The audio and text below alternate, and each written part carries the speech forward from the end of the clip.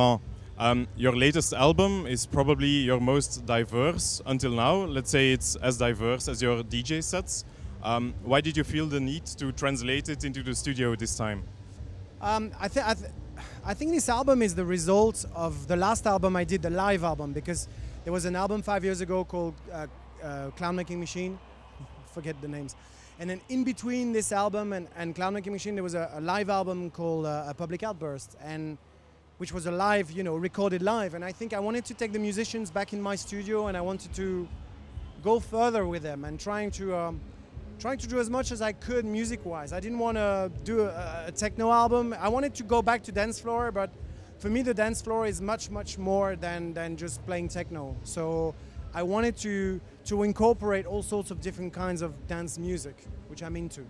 And you invited a lot of live musicians, I read. How did it go in the studio? Very well, because I've been touring with those guys for a long time now. Philippe Nadeau has been touring with me for more than 10 years. Benjamin, the keyboardist, I've started working with him 4 or 5 years ago. Scanex, which is working with us on stage as well. I've been working with him for 15 years, so it's not new. This is like the old crew which I put together, and we go for it. I would have expected this album sooner, as I had the feeling that the Cloud Making Machine sounded more like an album of a mature artist who has evolved to more jazzy and ambient sounds at the end of his recording career. Can you agree to that? I don't understand the fact you were expecting it sooner. Yeah, because the Cloud Making Machine sounded more like a mature artist at the end of his career. I would have expected this. No, I did Cloud Making Machine because I wanted to start working with contemporary dance, with cinema, which I did. And for the last 4 or 5 years, I've been doing a lot of other things than just making music. For me, when I release an album, I need a year to digest it to even start switching on my machines. So after Cloud Making Machine, we started touring, and then I worked for a couple of choreographers, which that's what I wanted. And then this album, music-wise, was done last year. It was nearly finished last year, and by the time we signed a contract, because I changed the record label, by the time we signed a contract and released the album, it took another year. But I don't want to have a pulse too fast, I want to do things quite slowly, and I'd rather wait a little bit more, but just do things in the right way. Yeah, I just said that because I thought it was going back to the dance floor a bit, this album. Oh, you thought I'm going backwards music-wise? I don't think so. I think... and then I don't know if you listen to the whole album. Have you got the second album as well? No. Ah, you see?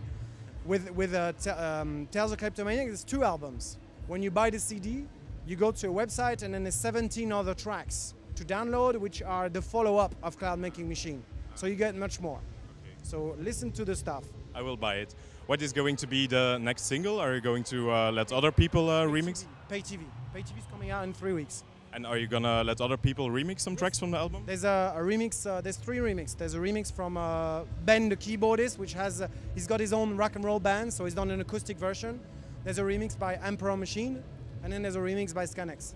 Okay. So yeah, that's coming out soon. And there's a video as well. What is your favorite track on the album, or is there a particular track that has an anecdote attached to it?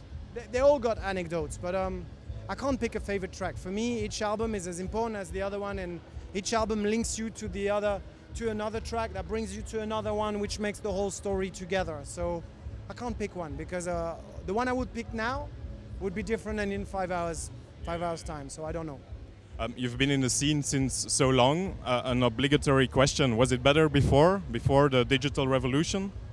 I don't think so, and I don't think it's better now. It's different. I never been a nostalgic person, and I don't really look back on saying it was better then and it's not good now. No, I really enjoy now as much as I used to enjoy before. I look forward. You were one of the first guests at I Love Techno. What does I Love Techno mean to you? Coming back to work in my family, within the family. I really feel part of the I Love Techno family, because I've been there since nearly the beginning.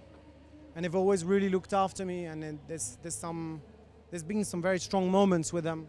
So yes, coming back home. What happened to F Communications? We put it on pause. It's a pause, or is it a definitive pause? Pause could be stopped. At the moment it's pause, knowing it's going to be a long pause, for sure. I think it's more towards stop than pause, but at the moment it's on pause because we want to keep the music. You know, we don't want to sell the label and see our artists in compilations in supermarkets. We don't want to look. We don't want that. So we're keeping the back catalog so far. So this is why we say pause. Okay, thanks a lot, and see you at I Love Techno. I know. I'll be there. Hi, this is Laurent Garnier, and I'll be playing live at I Love Techno this year, October 24th. So you better be there.